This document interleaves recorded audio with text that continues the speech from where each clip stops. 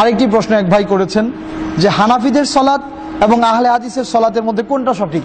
জি, এই ব্যাপারে কথা হচ্ছে হানাফি, শাফি, আহমদ, হাম্বল যাই বলেন, কত রকমের মাযহাব আছে, সবচেয়ে বড় কথা হচ্ছে আমাদের সুপ্রিম পরিচয় হচ্ছে আমরা কি মুসলিম, তাই না?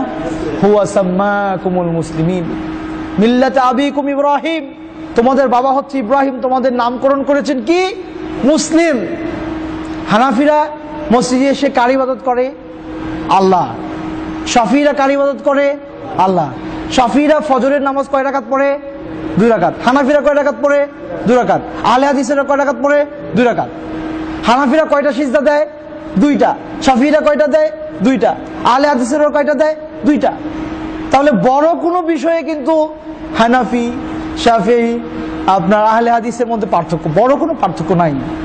বড় ব্যাপারগুলোতে ঠিক আমরা এক আল্লাহর ইবাদত করছি, আমরা মসজিদে আসছি, ইমামের পেছনে সালাত আদায় করছি, 2টা সিজদা দিচ্ছি, রাকাত সংখ্যা ঠিক আছে, কিছু কিছু পদ্ধতির ক্ষেত্রে একটু আধটু আমাদের মধ্যে ইখতিলাফ আছে। এগুলো খুব বড় বিষয় না, এগুলো খুব বড় বিষয় না। কিন্তু কথা হচ্ছে যে ইমাম আবু হানিফা রাহিমাহুল্লাহ বলে গিয়েছেন, ইজা সহাল হাদিস ফাহুয়া মাযহাবি, যদি সহিহ কোনো আল্লাহ রাসূলের হাদিস আমার কাছে আসে সেটাই আমার মত, সেটাই আমার অনুসরণীয় কথা।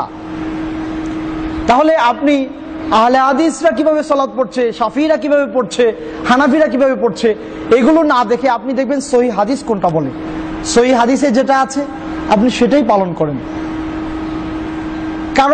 কার সালাত সঠিক হচ্ছে সেটা না বলে সহিহ হাদিসের সালাতটা সঠিক, এটা আমি জোর দিয়ে বলতে পারি। সহিহ হাদিসে যা আছে সেটা সঠিক, এটা আমি জোর দিয়ে বলতে পারি। এই জন্য হাদিস পড়েন, হাদিস শুনেন, এবং যারা করছে তাদের কাছে দলিল চান, যারা দলিল দিতে পারবে, দলিল যাদের কাছে আছে তাদেরটা আপনি ফলো করেন। আশা করা যায় ইনশাল্লাহ আল্লাহ আমাদেরকে সফলতা দান